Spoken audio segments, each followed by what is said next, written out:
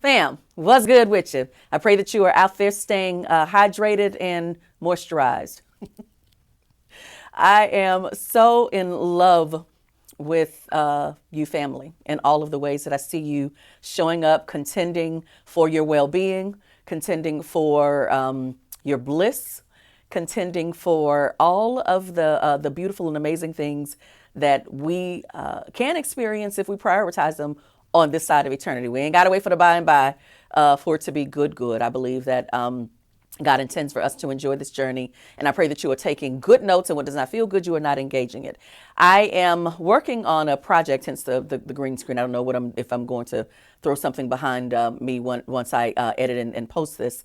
But March 1965, so 60 years ago, there was a report that was released by the federal government called the Moynihan Report. And many of you who have studied social sciences or for those who went to law school, you know this report. And I knew this report as a way of framing a lie that I carried. And the lie was this. From that report, and I want to say maybe one that was released 5 years afterwards, that came from a smaller agency that I think was like the Office of Children's Bureaus. I don't think they're in existence anymore. But they did, 5 years later, did a report, and that report was called "Boys in Families Without Fathers" or "Boys in Homes Without Fathers."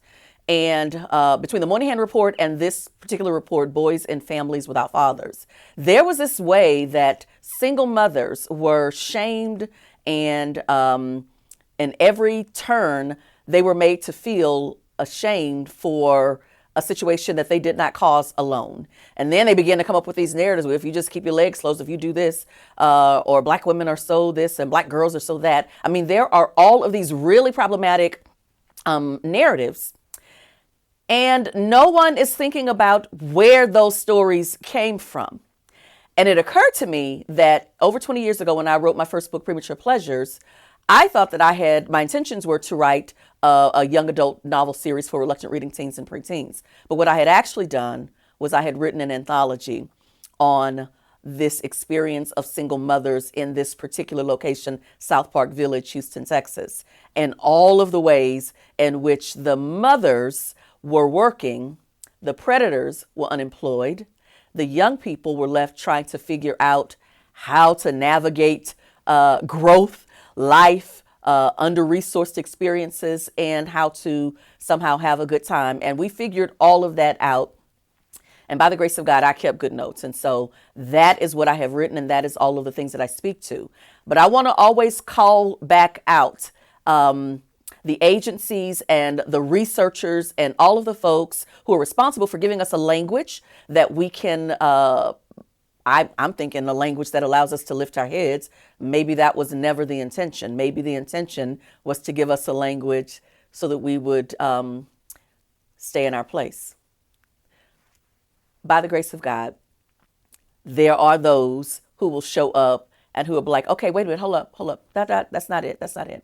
So I'm going to be working on some content and releasing it and tying it back to the Moynihan Report and the lie that they fed us about broken homes, that language, quote, broken home. Not realizing that women were in homes with broken people or people who were trying to break them. And so when they left that situation, we were operating not from generational curse, but generational wisdom.